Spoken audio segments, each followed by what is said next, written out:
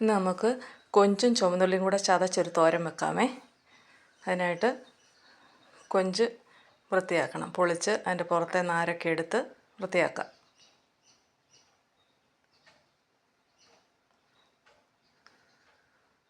നാരെടുത്തില്ലെങ്കിൽ വയറ്റ് ഗ്യാസിൻ്റെ പ്രശ്നമൊക്കെ ഉണ്ടാകും. എല്ലാം കഴുകി വൃത്തിയാക്കണം. എല്ലാം കഴുകി എടുത്തിട്ടുണ്ട്. ഇനി നമുക്ക് അരകല്ലിൽ വെച്ച് ചുവന്നുള്ളി ആദ്യം ചതയ്ക്കണം.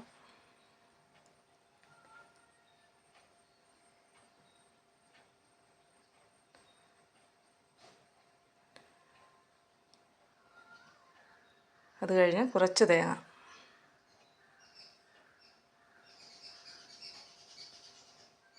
പിന്നെ കുറച്ച് കറിവേപ്പില,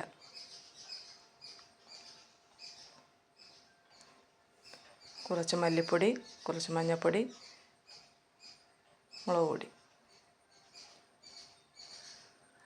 അതിൻ്റെ കൂടെ കൊഞ്ചൂടെ ചതച്ചെടുക്കണം.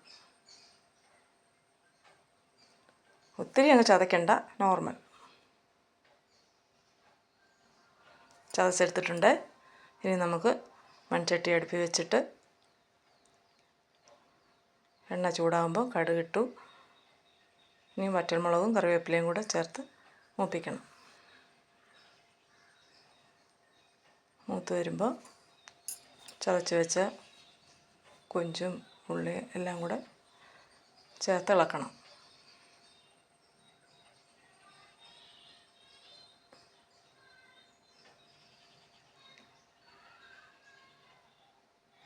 ഇനി ഉപ്പ് ചേർത്തിട്ട് ഒന്നുകൂടെ ഇളക്കണം.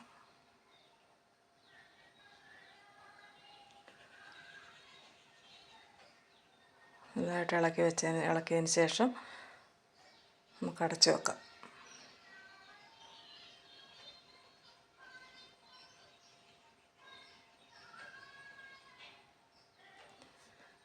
അടപ്പെടുത്തിട്ടുണ്ട്.